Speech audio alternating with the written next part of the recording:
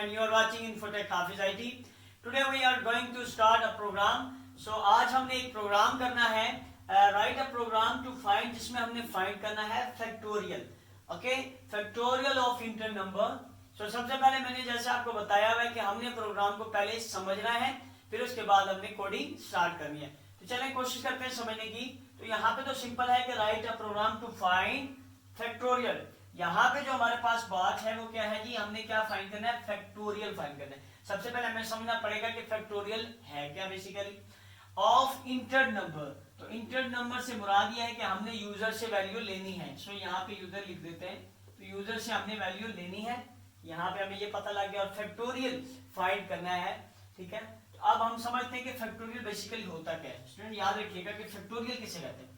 अगर user inter करता है कोई भी नंबर, लाइक यूजर इंटर करता है 3, तो 3 का फैक्टोरियल बेसिकली होता क्या है, 3 multiplied by 2 multiplied by 1 is equal to 3 2 जा 6, 6 1 जा 6. सो ये हमारे पास 3 का फैक्टोरियल है. ओके, तो फैक्टोरियल से मुराद क्या है कि इससे छोटे वाले जितने भी नंबर हैं जो यूजर इंटर करेगा, उससे छोटे वाले जितने नंबर हैं नॉन नेगेटिव का मतलब यह है कि 1 तक, सिर्फ 1 तक वो जाएंगे और 1 तक वो मल्टीप्लाई, अपने आप को मल्टीप्लाई करेंगे. लाइक 3 2 जा 6, 6 1 जा 6. अगर 4 का होता तो लाइक 4 का अगर यूजर 4 इंटर करता तो 4 multiply by 3, 3 multiply by 2, 2 multiply by 1. सो इसका फैक्टोरियल हमारे पास क्या है, 4 3 जा 12, 12 2 जा 24, 24 1 जा 24. तो ये हमारे पास 4 का फैक्टोरियल है. सो हमारे पास ये जो है वो फैक्टोरियल, ये भी हमारे पास फैक्टोरियल है और ये भी हमारे पास फैक्टोरियल है. ओके, सो अब आपको समझ आ गई होगी कि फैक्टोरियल बेसिकली होता क्या है, कि जो भी नंबर यूजर इंटर करेगा उसके पीछे वाले जितने भी नॉन नेगेटिव तक नंबर मल्टीप्लाई होके उसका जो आंसर होता है वो उस नंबर का फैक्टोरियल होता है. तो 3 का फैक्टोरियल 6 यहाँ पे निकला और 4 का फैक्टोरियल यहाँ पे कितना निकला, 24. 4 3 जा 12, 12 2 जा 12 2 जा 24, 24 1 जा 24. ओके, तो ये हमारे पास क्या है, फैक्टोरियल हमने फाइंड कर दिया. ओके, तो अभी हमने सिर्फ समझाया कि फैक्टोरियल का कॉन्सेप्ट क्या है. अब हम क्या करेंगे कि प्रोग्राम लिखते हैं. ठीक है, यूजर से हमने सिंपली एक वैल्यू लेनी है और उसका फैक्टोरियल फाइंड करना है.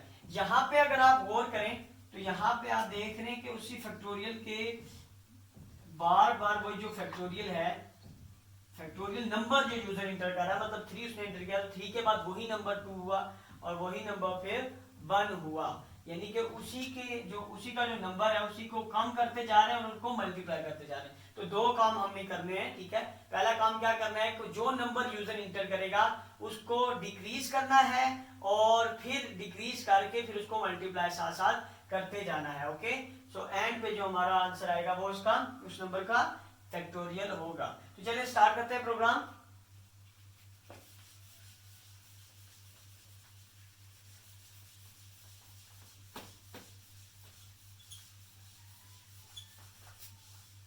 ओके, तो यहाँ पे हम स्टार्ट करते हैं program. Hash include stdio.h. Okay, so hash include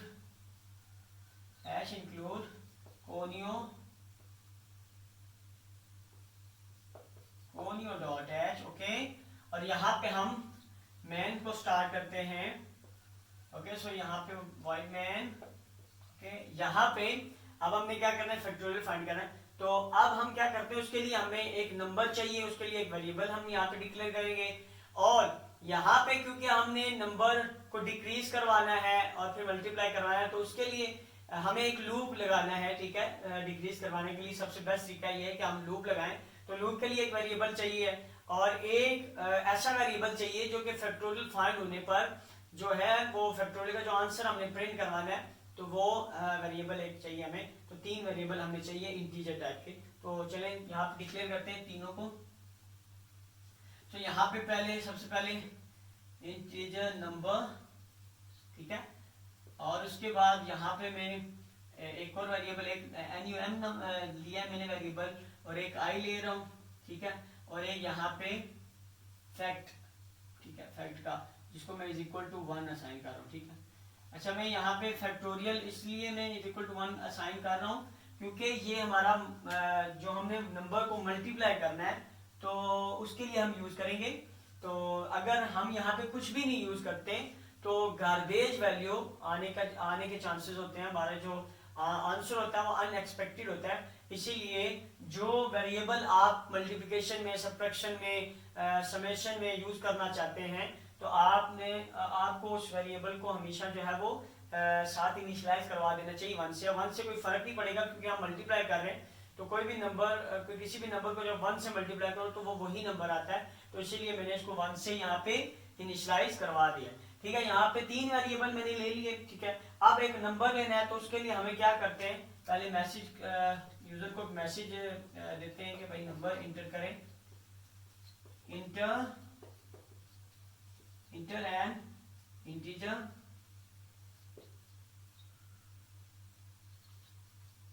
okay. सो इंटर एन इंटीजर हो गया। तो सिंपली वो क्या करेगा कि एक नंबर को इंटर करवाने के लिए हम क्या करेंगे, स्कैन एफ, और यहाँ पे हम क्या करेंगे, %d यूज करेंगे, और उसके बाद एड्रेस ऑफ वेरिएबल का नाम मतलब NUM, ओके। सो ये नंबर, तो ये हमारे पास हमने यूजर से नंबर ले लिया। अब सिंपली हमने एक फॉर लूप लगाना है और उसमें फिर हमने क्या करना है, मल्टीप्लाई करना है उस नंबर को। तो सबसे पहले हम जो है वो नंबर हमने यूजर से ले लिया, तो यहाँ पे गौर करिएगा, फॉर लूप बहुत ज्यादा इंपॉर्टेंट है, यहाँ पे सारा काम ही फॉर लूप का है। सो फॉर, उसके बाद यहाँ पे हम जो आई को इनिशियलाइज करवाते हैं, यहाँ पे वो इनिशियलाइज करवाएंगे जो नंबर यूजर इंटर करेगा। आपने देखा था मैंने यहाँ पे लिखा था 3 देन मल्टीप्लाई बाय 2, तो 3 नंबर यूजर ने समझो इंटर दिया, अगर वो 3 का फाइंड करना चाहता है तो वो 3 इंटर करेगा, तो पहले 3 आएगा, फिर 2 आएगा, फिर 1 आएगा, और सो यहाँ पे ये पता लगता है कि जो नंबर होगा उसी को मल्टीप्लाई करना है, उसके नीचे वाले जितने भी नंबर है, उसके पीछे वाले जितने भी नंबर है उनके साथ मल्टीप्लाई करना है, कब तक, नॉन नेगेटिव तक, यानी कि 1 तक उसमें मल्टीप्लाई करना है। तो यहाँ पे हमने इससे इनिशियलाइज करवाना है जो यूजर इंटर करेगा, मतलब नंबर, ओके। सो कंडीशन इसमें क्या लगनी है, कंडीशन लगनी है कि भाई आई जो है वो ग्रेटर देन है, कब तक ये चलेगा लूप, जब तक 1 ना आ जाए, ओके। नॉन नेगेटिव मतलब 1 ना आ जाए उस टाइम तक, less than or equal to, यानी कि 1 भी आएगा तो ये लूप चलेगा, इक्वल टू मैंने इसलिए यहाँ पे लिखा है। तो i is equal to number, जो नंबर यूजर इंटर करेगा, i greater than or equal to 1, मतलब क्या कि i जो है वो उस टाइम तक चलेगा, ये लूप उस टाइम तक चलेगा जब तक कि 1 ना हो जाए। i यहाँ पे आप देख रहे हैं, i यहाँ पे सपोज करते हैं 5 है, सो i 5, देखो i greater than equal to 1, तो ये कंडीशन हमारी ट्रू हो जाएगी अगर 5 यूजर इंटर करेगा। सो यहाँ पे फिर लूप चलेगा आगे। तो करना क्या था, हमने जो नंबर है इसको हमने क्या करना है, डिक्रीज करवाते जाना है, मतलब हम यहाँ क्या करेंगे, यहाँ पे जो i इक्वल टू 5 यहाँ पे पहले आया सपोज करते हैं, तो यहाँ पे नंबर को हमने क्या करना है, डिक्रीज करवाते जाना है, ओके। सो ये हमारे पास लूप पूरा लग गया। यहाँ पे आप देखें फॉर लूप लग गया, और इसकी फॉर लूप की बॉडी को स्टार्ट करते हैं। अब हमने यहाँ पे क्या करना है, 2 ही काम है इस प्रोग्राम में पूरे।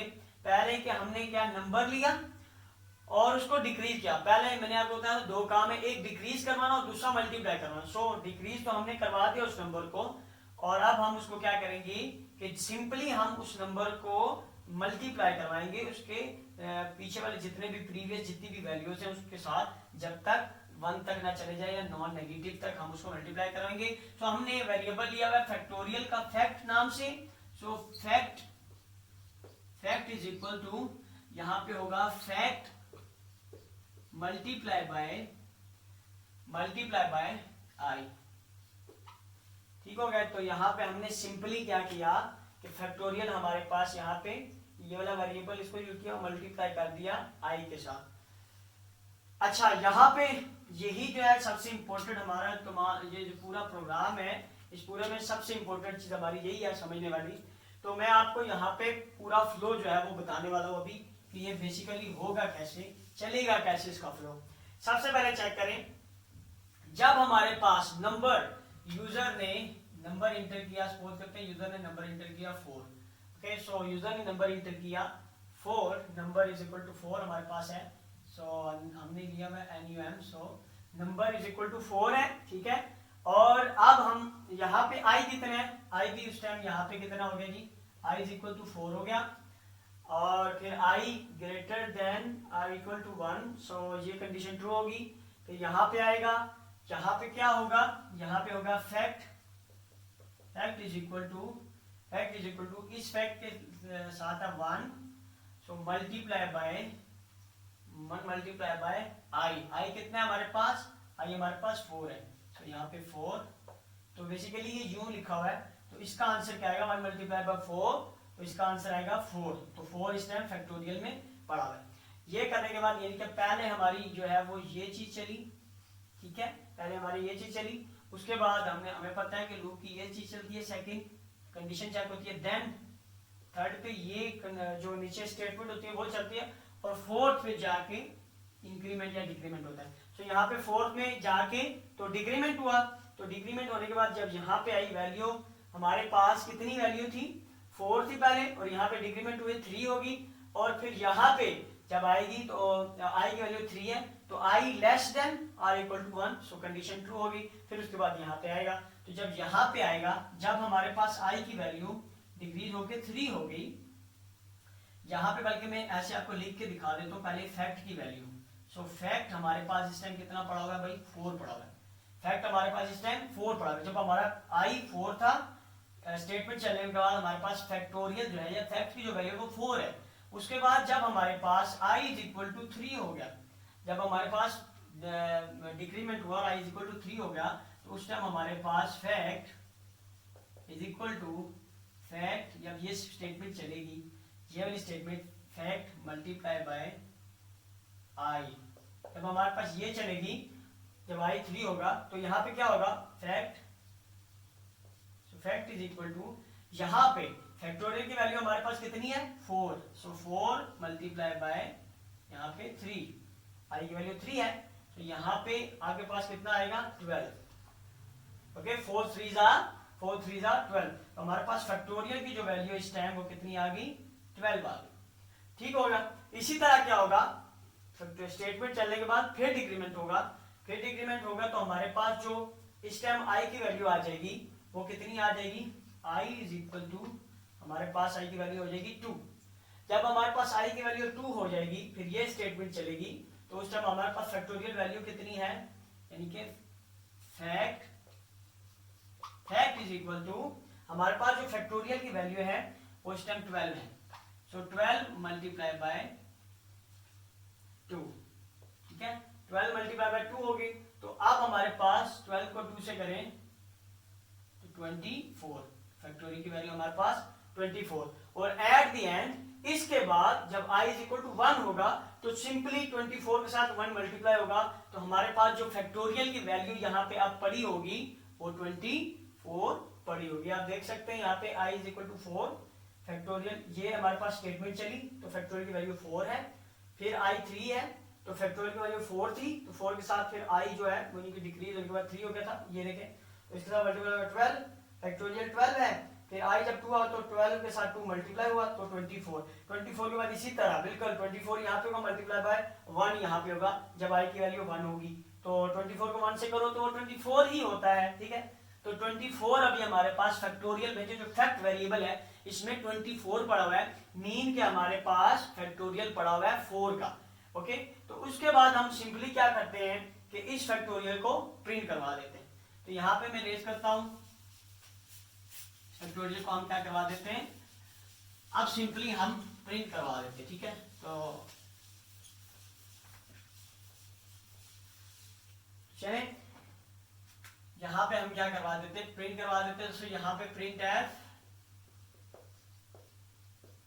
ठीक हो गया, फैक्टोरियल इज, यहाँ पे हम यूज करेंगे %d, ठीक है, और उसके बाद यहाँ पे फैक्ट, ओके, हमारे पास जो वेरिएबल था फैक्ट वो हम यहाँ पे यूज कर देंगे सिंपली, ठीक होगा, और यहाँ पे ये उसके बाद यहाँ पे हम यूज करेंगे गेट ch, उसके बाद बॉडी क्लोज। ठीक होगा स्टूडेंट्स।